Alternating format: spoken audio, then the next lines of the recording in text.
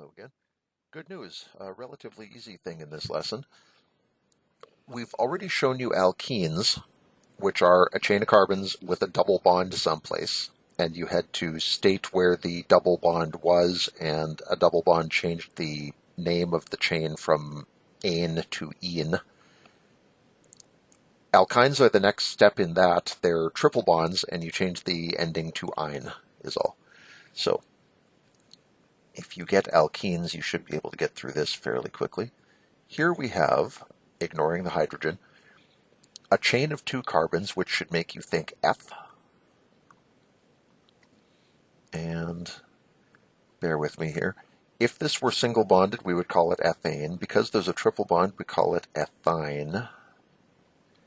And I left a space here for a number. What do you think for the number? This triple is between carbons 1 and 2, so you could be thinking F1-ine, which isn't completely crazy, but with two carbons, the only place the triple could possibly be is between the first and second carbons, and so the number kind of has to be 1, and if the number has to be 1, chemists leave it out. So, if picking 1 makes sense to you, that's good, but we normally just call this ethyne because it's the only number that could possibly be there. This next thing, if we make our primary like so, I could have bent it down, but I decided to keep it simple here. We have 5 carbons in a chain, which should make you think pent. And the triple tells us pentyne. Where is the triple? It's between carbons 1 and 2, or if you count from the right, it's between 4 and 5, but obviously we want 1 or 2. We want the lowest numbers we can get. So we can call this pent1-ine. Bit of an awkward name, but there it is. So there's our numbering. You don't have to write this in, but I'm putting it in just to remind you. So that takes care of everything in the blue loop. Now we also have a single carbon, meaning a methyl group, and it's on carbon number 4. So 4-methyl pent1-ine is the story for that one.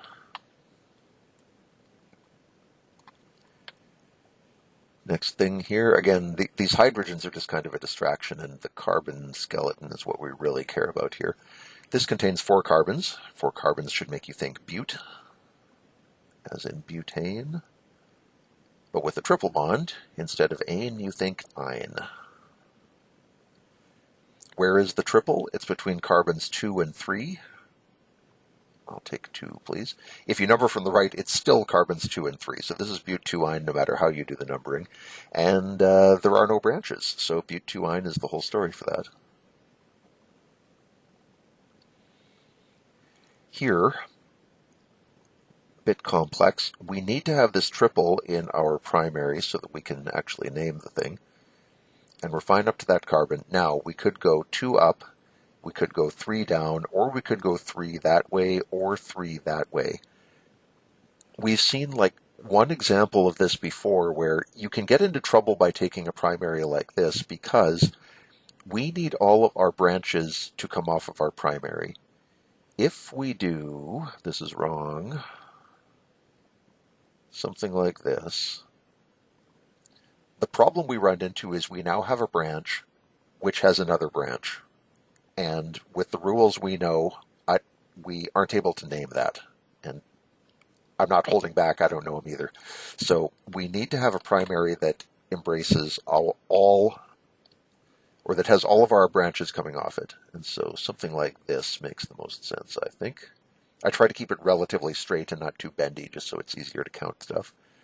So now, this primary has all of our branches on it, and it contains 1, 2, 3, 4, 5, 6 carbons. That's hex. I'm going to need more space than that. This thing has 1,000,000 branches. Hex.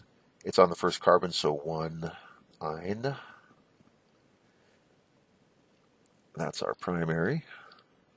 And for branches now, we have single carbon. That's a methyl group. That starts with M. 3 carbons. That's a propyl group. That starts with P. And 2 carbons is an ethyl group that starts with E. Why am I writing these? Because we have to do the branches in alphabetical order. So remember we're numbering from the right. This is 1, 2. Carbon number 3 has an ethyl group on it, so our name gets 3-ethyl.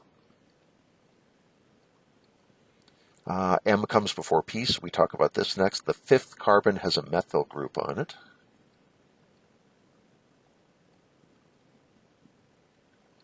And carbon number 3 also has a propyl group on it.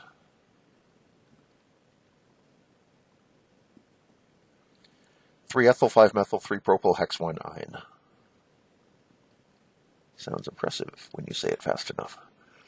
Okay, and what is this last thing? We need the triple to be in our primary, so for sure we're taking this.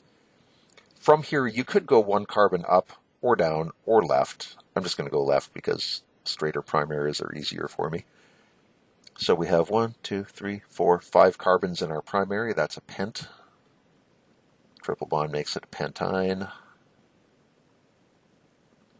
Whereas the triple, if we come from the left, it's between 3 and 4. If we come from the right, it's between 2 and 3. So I'll take 2, please. Pent 2-ine. And we're numbering from the right now. And now we just get to talk about branches. We have a methyl group and another methyl group. When you have 2 methyl groups, you call it a dimethyl.